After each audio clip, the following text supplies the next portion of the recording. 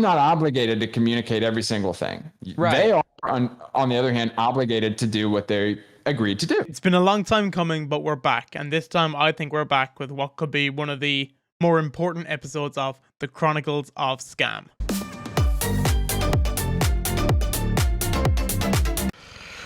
Why am I like this? In May 2020, Enterprise Gaming took the Fortnite esports scene by storm, picking up a host of some of the most famous players, some of the most notorious players in the European gaming scene. They were ready to take on the world when it came down to Fortnite esports. Supported by Chowning Group and its owner Robert Maxwell, they put $2.5 million into the team. But now, it's all left in disarray. Rumors of underhandedness and players not getting paid, all confirmed on a podcast with your fellow Arab. The truth is that, not that Maxwell was just such a high-end businessman that he didn't want to pay them. It's my belief, with the evidence that I've been given, is that he couldn't pay them if he wanted to. So Enterprise is ultimately a conglomerate or a group of like-minded individuals who... I'm also pretty sure that the Nazi Party were a conglomerate or a group of very like-minded people. I've made a tweet about this particular video once before, and I'm going to run through it again in better detail because this got sent to me while I was in college away from my setup, so I couldn't give it any real gravity. But what I'm about to show you is from what I believe to be a genuine court document. At least it was sent to me and it's sent in this format. And good God, it blows my mind. This document I'm going to make available maybe in like a Google Drive or something in the description, just so other people can have a proper read of this. I might illustrate this a different way, just better for the viewers. Okay, one thing that's important to note as well, because I didn't go into too much detail on who Enterprise are, which I might do in a little bit, but this is holding Chowning Group accountable. Chowning Group is the investment firm that Robert Maxwell holds closely to his heart. That's the group that he has invested, and I believe he supported with seed. He supported Enterprise with seed financing via Chowning Group, so this is no laughing matter. In around 2020, James Pappas came up with the idea that would ultimately be known as Coronary, which essentially served as an efficient way to disinfect a room or a house. He hired a patent lawyer and applied for a patent on the idea. He had the idea, he had the patent, he had everything sorted, but he didn't know how to get into manufacturing. And that is when he crossed paths with Robert Maxwell. Pappas told Maxwell about the idea, and Maxwell quite frankly loved it, and he said he had experience in producing consumer products which he could get manufactured, and through his contacts in related fields could get it done quickly. A couple of months down the line, Maxwell indicates that he finds an actual manufacturer to produce the actual cans in Minnesota. A.k.a. was the name of this company, which would manufacture Coronary from the product Maxwell provided. Maxwell said he'd also cover the first run of production. So now we work down the chain of production. So then it comes from the manufacturer down to the distributor. And it was represented by Maxwell that A.k.a. knew a distributor called Synergy out of California with whom it had done business before, who saw the product and loved it. According to Maxwell, Synergy also had a great relationship with Costco and showed the product to them. Costco allegedly loved the product and wanted 50,000 cans for its California stores. Apparently within a few weeks, Costco, who went and ordered 50,000 cans in their first instance, bumped that up to 500,000 cans off the Coronary product. Because the order was that big, the cross-plaintiff, a.k.a. Pappas, was told that cash was needed to get the product made in that volume. In response, Pappas approached several of his friends who were looking to invest in the concept. After talking to people, the plaintiff indicated that he was interested. $4 million was needed to produce the required quantity. Maxwell produced purchase orders from Costco, and the plaintiff wired the money to Maxwell as a loan. $4 million. So while all of this was happening, Pappas, the original idea creator, was just looking for any documentation, anything that could tell him that there was so much product being sold, that anything was happening at all with his Coronary product. Nothing was working whatsoever. Pappas could not get that information at all. He's being told that the first 50,000 can batch of his Coronary product instantly sold out with Costco, and that they're upping the prices. So what happened then is that Maxwell had to give Papas documentation, just some proof of where the money was going, the sales, any such evidence that he could really gather. But unfortunately for Papas, the contacts that he was given by Maxwell quite simply refused to answer him. Invariably, at this point, demand was made by Papas for full disclosure of all banking statements, Maxwell's brokerage account, the Synergy contact, store contacts, etc. So now, the real part. Just for full disclosure, this is all in the document that is going to be in the description of this video. This is not a completely made up story. In fact, I'll show it on screen now in a second.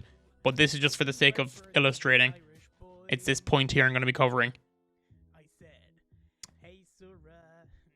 J. McMurtry was the name given by Maxwell as his contact in these regards. This was the contact he had for stores, Synergy, the lot. As it turns out, Synergy is a liquor distributor in Denver, Colorado. And if one was to call Jay's phone number, it is a recording of Maxwell himself speaking with an Asian accent. Highlighted on screen. I'm not making this up. In the process as well, Maxwell confiscated Papas's identity, opened an American Express account in his name, and ran up $27,500 in charges for first-class airfare, a Beverly Hills hotel, rodeo drive shops, Nobu restaurant, high-end car rentals, etc. But most disturbingly of all, calls to every name provided on the customer list from Maxwell revealed that they had no idea what Cross-Plantive was talking about, or they had never heard of Coronary. And they had certainly never sold it. So then, Papas and his team, they tried to get in touch with A.k.a, the guys who had the Synergy contact in the first place. As it so happened, they weren't based out of Minnesota, they were based out of Wisconsin, none of which had ever heard of Coronary or Robert Maxwell, and they had never manufactured a single can of Coronary, much less millions. When confronted with this information, Maxwell indicated that because of costs, etc., the product was actually being made in Hong Kong. Which, if you ask me, may be where he tried to acquire his shit accent. So, this is my favourite part now, because this is kind of scary. So, the Cross-Plantive Papas had $300,000 in personal assets wired to Maxwell to put into this opportunity zone. It was a fund, and was told that it could be taken out within 3 days' notice. Maxwell has repeatedly assured repayment, offered agreed judgment in the amount of $700,000, needing time to wind down his fund. No repayment has occurred to date. Further investigation has found that Maxwell is not registered or licensed with the SEC, FINRA, or the Texas State Board of Securities to conduct any such business. That is absolutely terrifying. To give you an idea of how obvious this is, that it's very bad against Maxwell, there are 8 causes of action against the businessman. Or so he calls himself. The first of which is a breach of contract. The second is a quantum merit, unjust enrichment, a promissory estoppel, a breach of fiduciary duty, which is brought by the Cross-Plantive in his individual capacity and on behalf of the corporate defendants to whom Maxwell owed a fiduciary duty, fraud in the inducement, and conversion.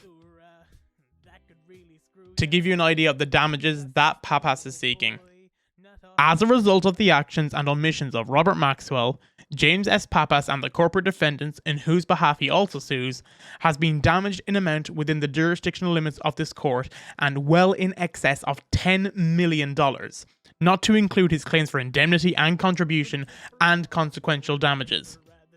Given that Maxwell's acts were obviously intentional for sole purpose of defrauding James Papas of money and opportunity, Papas also seeks punitive damages, the disgorgement of all funds paid to Maxwell, and a constructive trust placed over all of his assets, personal and corporate bank accounts.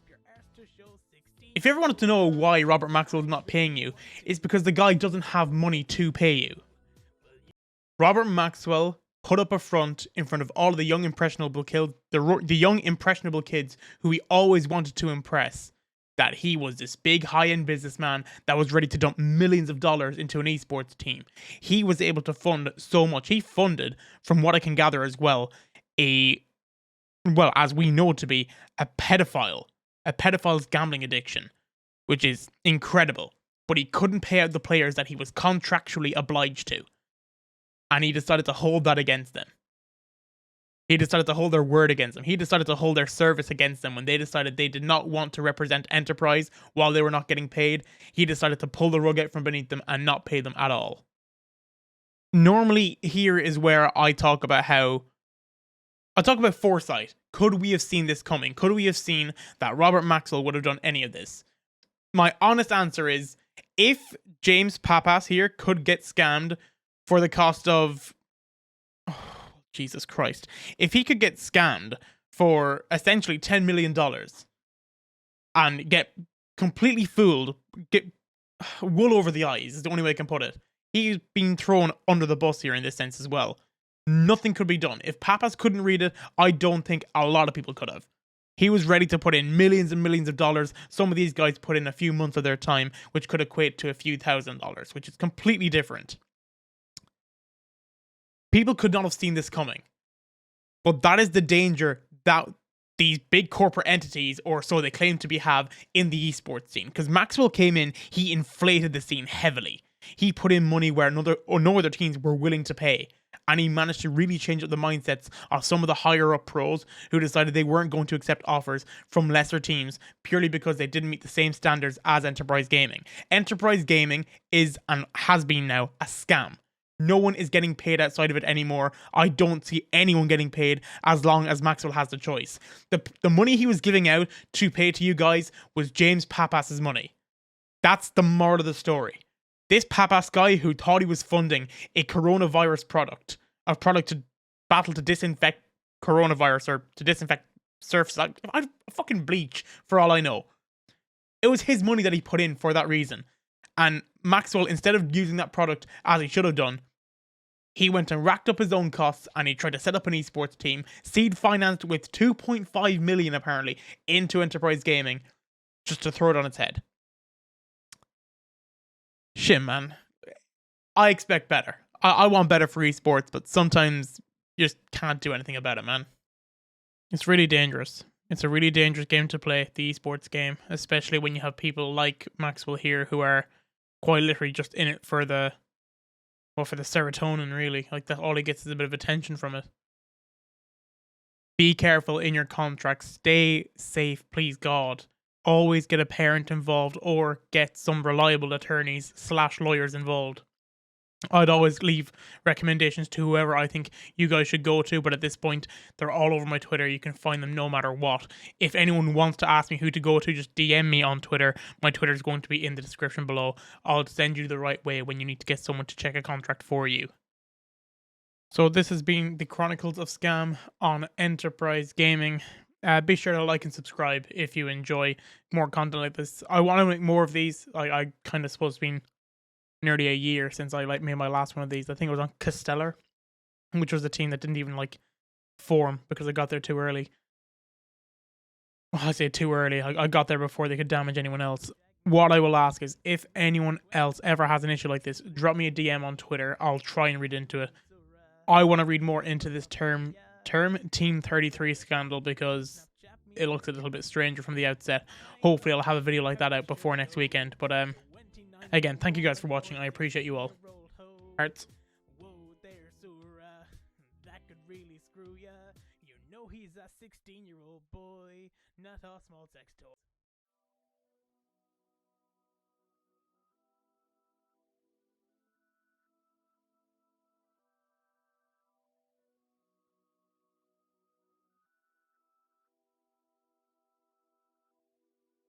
Grooming kids for while 24, yes sir, the dirty tramp whore.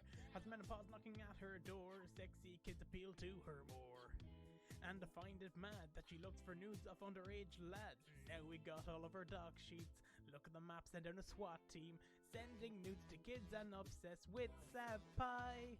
Greasing up your arse to show 16-year-old guys. I really want to send the feds to you.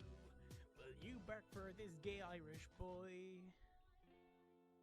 I said, hey Sarah, do you wanna shag me? She said, no, you're 20, you know that's too old for me.